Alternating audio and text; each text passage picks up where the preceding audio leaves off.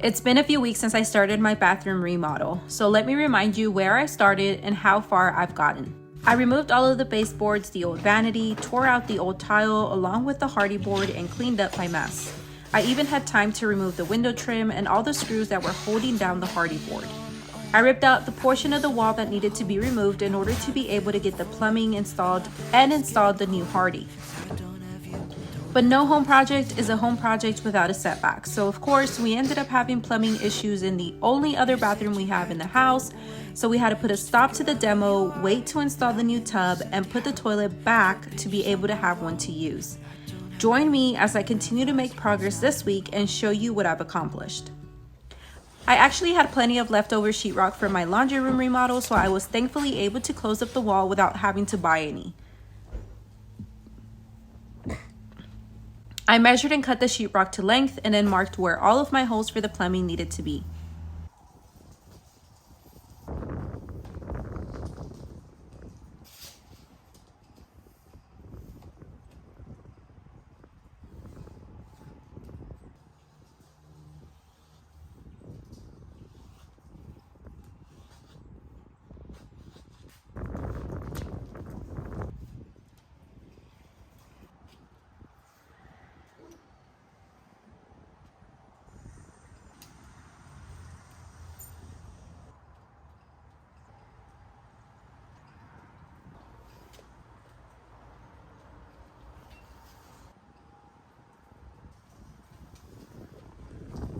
I couldn't find the attachment to be able to use this bit, so instead I just traced it and cut it out myself. The plumbing is not something I did, which is why I didn't show the process of that. I've mentioned on my channel before that I don't know much about plumbing and I don't intend on learning about it just yet. I do know that it's something I want to learn in the future, but right now is just not good timing.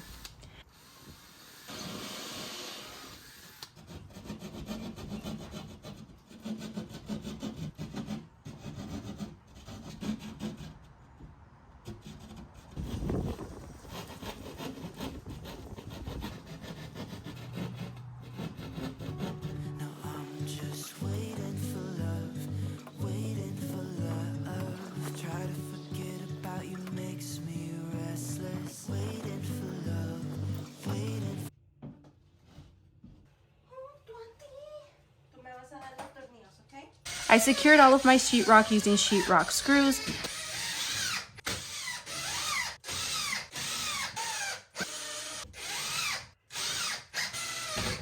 And as you can see, I had to make multiple cuts to close the wall up using all of my scraps. The top of the wall I opened to be able to move the light fixture to be centered to the vanity since I scooted over to the left.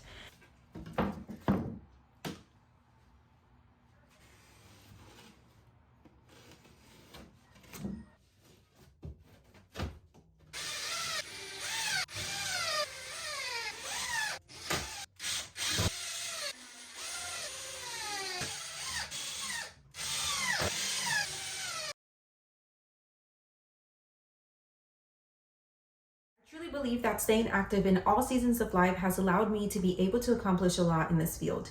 Even more so during this pregnancy, thankfully I've been able to remain an active lifestyle, which has really allowed me to tackle all of my home renovations. More recently, I was able to connect with a personal trainer, Michaela Myers, thanks to Future, the sponsor of today's video. Future is a fitness app that pairs you with your very own highly credentialed personal trainer who builds you custom workouts you can accomplish anywhere, anytime. Signing up is easy. You just answer a few questions to help pair you with the coach that best fits your needs. Once you've signed up, you'll have a video call with your personal trainer who will design a fitness plan unique to you.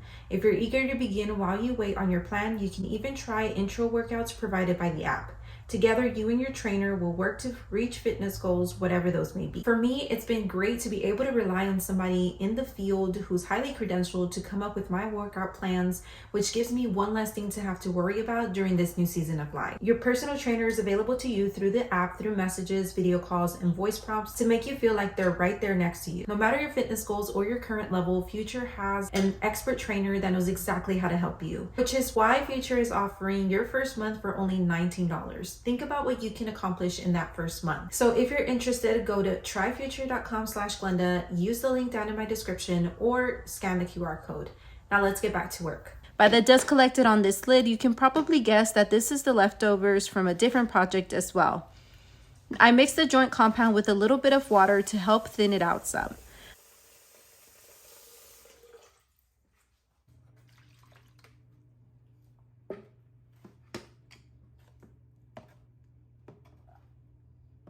I applied a generous amount to each seam before adding my tape and smoothing it out.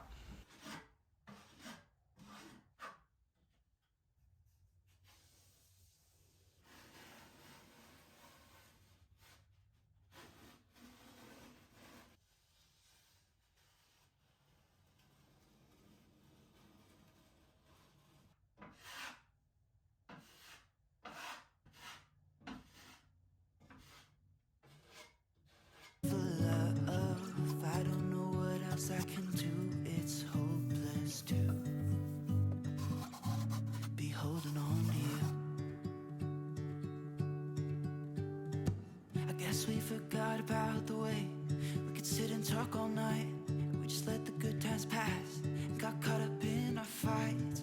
I say I don't mind, but that's a lie. Thought we'd work it out. I've tried to let you go. I'm just gonna lightly wet sand this and then add my second coat.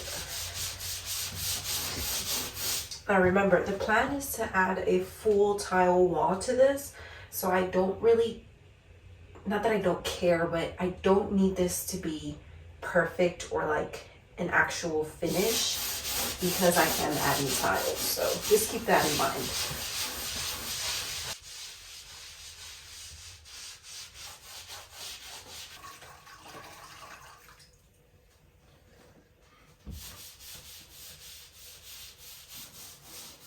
Once I was done wet sanding, I mixed some joint compound, this time using a finishing type that dries down much faster for my second coat.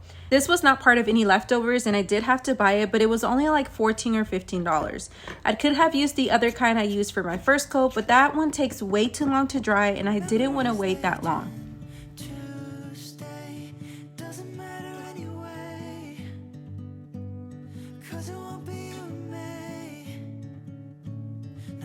Just waiting for love, waiting for love. Try to forget about you makes me restless. Waiting for love, waiting for love. I don't know what else I can do, it's hopeless too. While I waited on that to dry, I began removing the crown molding that is directly above the vanity. I felt like removing it would help to make the space feel a little bit taller than it already was, and I will be removing the rest of it as well. With such a big vanity that I will be building, I need to do as much as I can to give the illusion of a much taller and bigger bathroom than we actually have.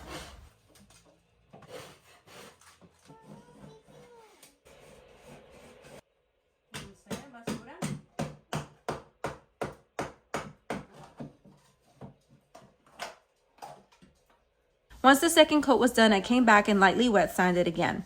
If I was finishing this wall, I would have done a third coat, but again, I will be covering it with tiles, so I didn't feel the need to do that. With that out of the way, I brought in the base cabinet for my vanity to set it in place and secure it to the wall.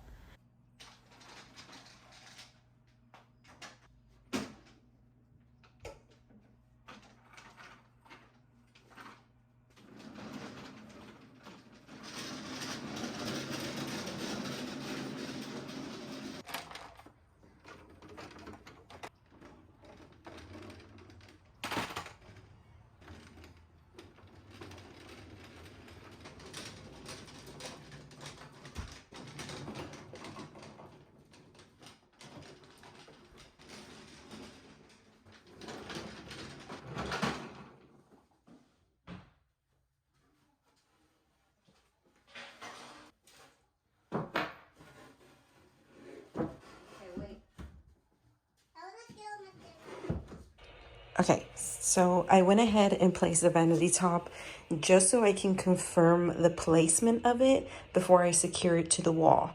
Now that that is confirmed, I can go ahead and measure the space that I have here to build my laundry chute, with the upper cabinet that'll go here.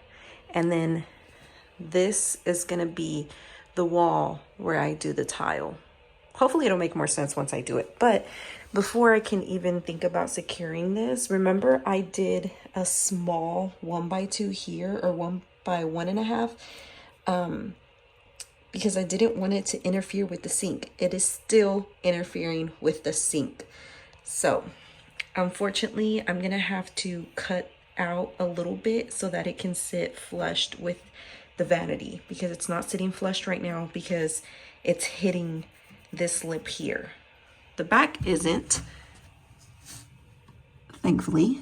So let's get to building. Be holding on to you.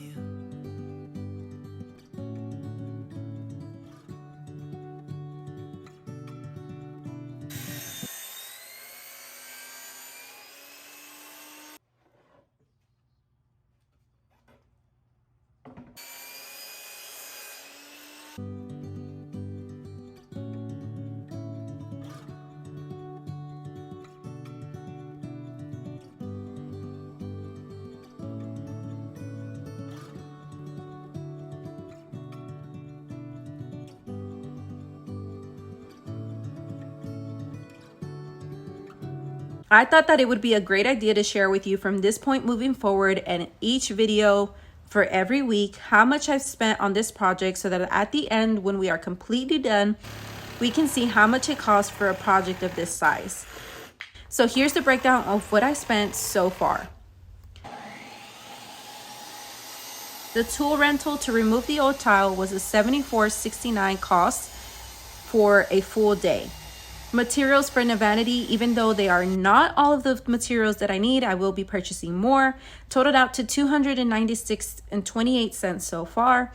For the bathtub that we have yet to install, but will be installing hopefully soon, it was $410.27. The Hardy screws was $69.03. And all of the plumbing needed in order to turn the one single faucet into two in the wall was $318.03. And the last thing that I've purchased so far was the additional joint compound needed to close up the wall, which was $14.94, bringing our total up to $1,183.24.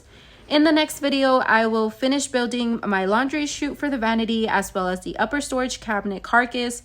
I will also discuss the tile situation for this accent wall and hopefully get my hand on some samples that I can share with you. Stay tuned as I continue to make progress and show you every step of the way. I love y'all, be kind, and I'll see y'all next week. Bye.